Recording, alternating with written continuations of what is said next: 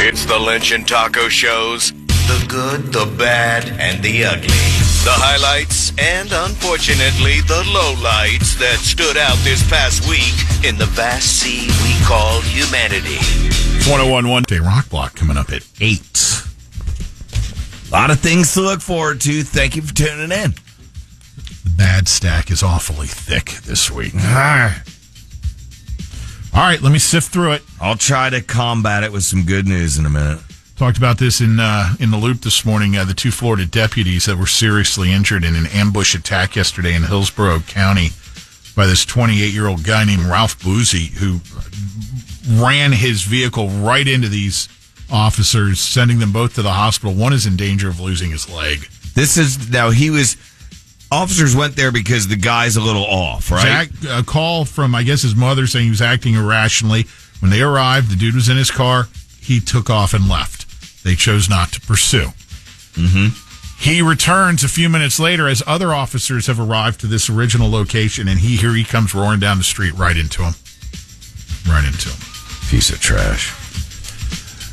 This really sad news. 4 different sheriff's officials found dead in unrelated suicides over a 24-hour period. What? In Los Angeles County.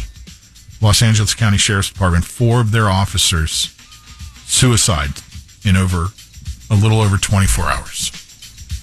That's weird. Yeah. A lot of stress and pressure in that gig, man. Oh, of course.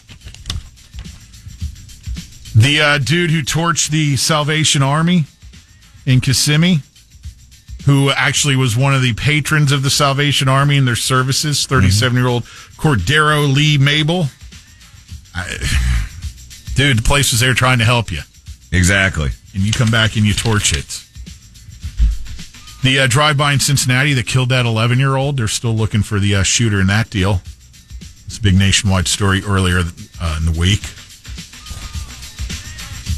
And, of course, we got the former private school teacher accused of sexual contact with the former student, the Harriet Sugg.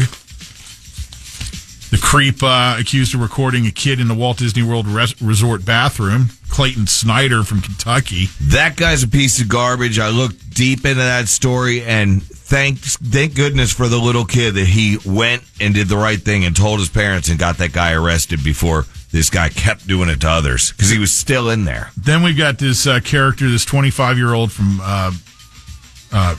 in Flagler County, I guess, who lived in Orlando, Pelfrene St. Fort.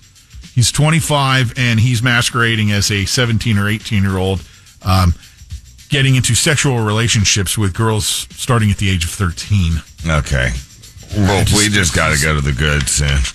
How about the New Jersey elementary school janitor accused of contaminating cafeteria food and equipment with his bodily fluids? That was Giovanni Impellizzeri. We talked about him earlier in the week. Mm-hmm. Wackadoo. All right, I have a few good items here. Hopefully I won't step on your Good News Network toes. We saw the picture of that janitor, and he looked like the kind of guy that would do it. Yeah. He truly was just...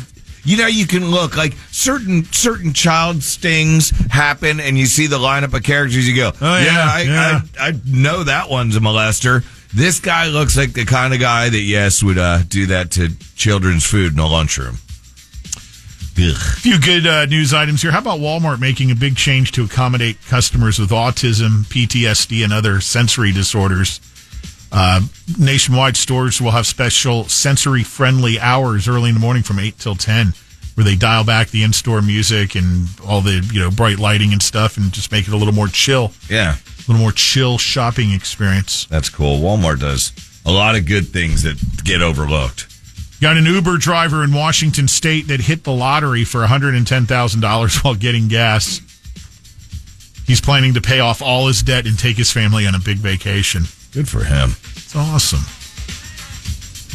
What else do I have here? Was it a scratchy or like a pick five or something? Scratchy, I believe. A blind border collie went missing in Queens, New York last week, and 2 NYPD cops ended up saving it from drowning. It had wandered into a pond or onto a pond, and they got there just in time. The kid with special needs made a half-court buzzer beater at a high school basketball game in Arizona this week. Really? It was part of the school's unified sports program, where kids with special needs got a chance to play with the other students. And the crowd went crazy. That's huge. Good stuff. I just got the goosebumps. Good stuff. All right, let's crank her open, people. It's the Good News Network. You're just now opening it?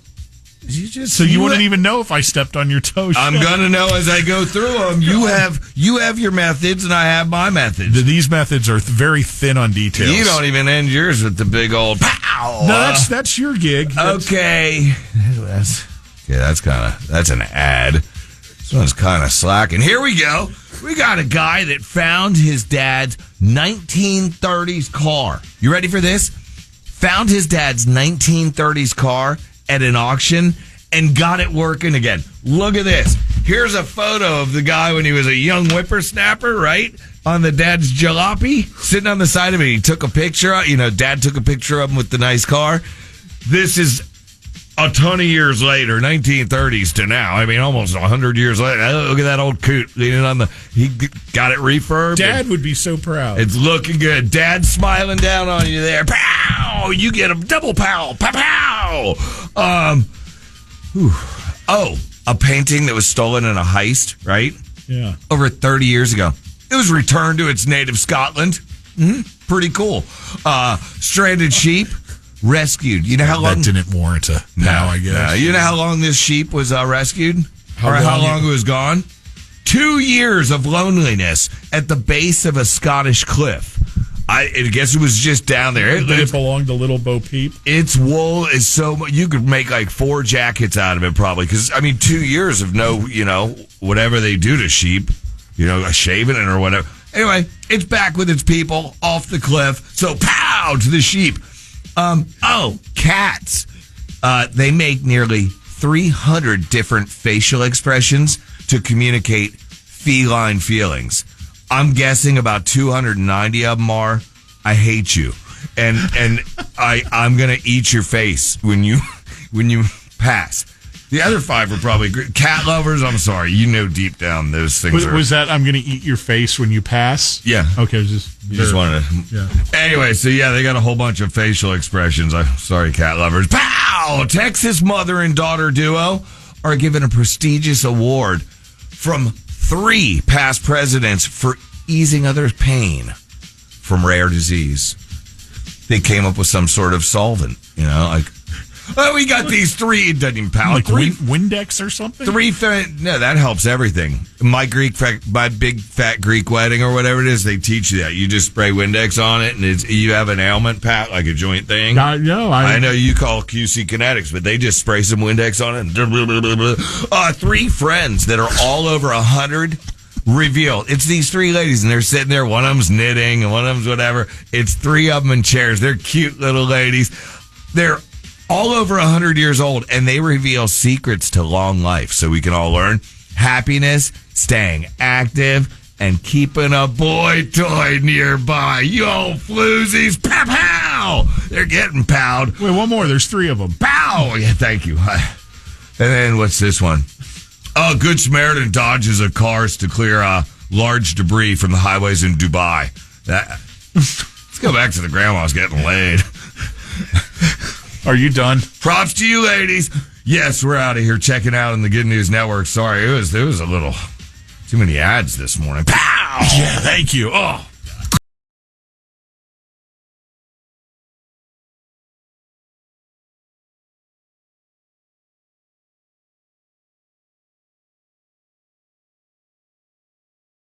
Taco on demand. Download the iHeartRadio app.